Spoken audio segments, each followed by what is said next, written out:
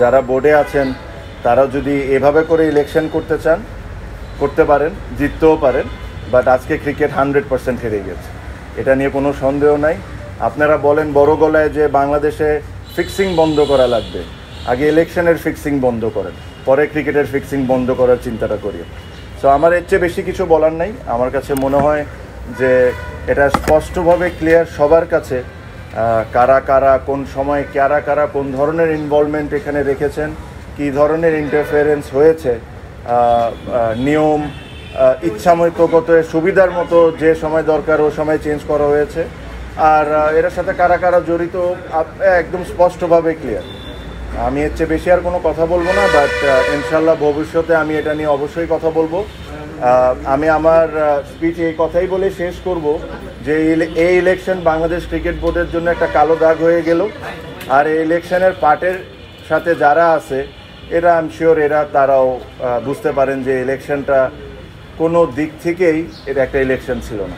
আপনারা জানেন যে আমরা আজকে আমাদের নমিনেশনটা উইথড্র করেছি, আমি সহ প্রায় 14-15 জনের মতো এই জিনিসটা আমরা উইথড্র করেছি। আর এটা উইথড্র করার রিজনটা খুবই ক্লিয়ার। এখানে আমার কাছে মনে হয় না যে আমাকে খুব ডিটেলসে বা ব্যাখ্যা করে আপনাদেরকে কোনো কিছু বলার আছে। আমি শুরুর থেকে একটা কথা বলে আসছি যে ইলেকশনটা কোন দিকে যাচ্ছে বা কিভাবে হচ্ছে, এই জিনিস নিয়ে আপনারা সবাই এখন ক্লিয়ার। যখন যেমন মনে হচ্ছে, যখন যা মনে হচ্ছে তখন তা করা হচ্ছে, এটা আসলে ইলেকশন না, এটা ইলেকশন না। আর ক্রিকেটের সাথে এই জিনিসটা কোনো দিক থেকেই মানায় না। আপনারা আই এম শিওর যখন ইসি তালিকা দিবে যে আজকে কারা কারা উইথড্র করেছেন, তাদের নামগুলো আপনারা দেখলেই বুঝতে পারবেন যে তারা সবাই তাদের জায়গা থেকে হেভি ওয়েট, তাদের vote ব্যাঙ্কও it's very strong.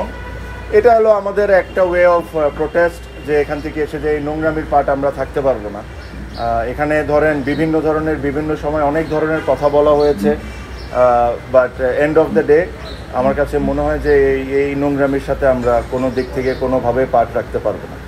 R secondly আমি একটা জিনিস সবসময় বলছি, ক্রিকেট, বাংলাদেশ ক্রিকেট এটা ডিজার্ভ করে না, বাংলাদেশের ক্রিকেট ফ্যানরাও এটা ডিজার্ভ করে না। এটাও বলে রাখি, আমি জানি না কতজন স্বীকার করবেন কি করবেন না, বাট এখানে আরও অনেকেই আজকে উইথড্র করতেন, তাদেরকে বিভিন্নভাবে বিভিন্ন ওয়েতে বোঝানো হয়েছে বা চাপ সৃষ্টি করা হয়েছে, তাদেরকে করে থামানো হয়েছে। বাট এছাড়াও অনেকেই আজকে উইথড্র করতেন, তাও 15 জন যদি আজকে করে থাকেন, যদি আমি রাইট হয়ে থাকি, এটা একটা সিগনিফিক্যান্ট নাম্বার, অলমোস্ট 50% আপনার উইথড্র করে রয়েছে।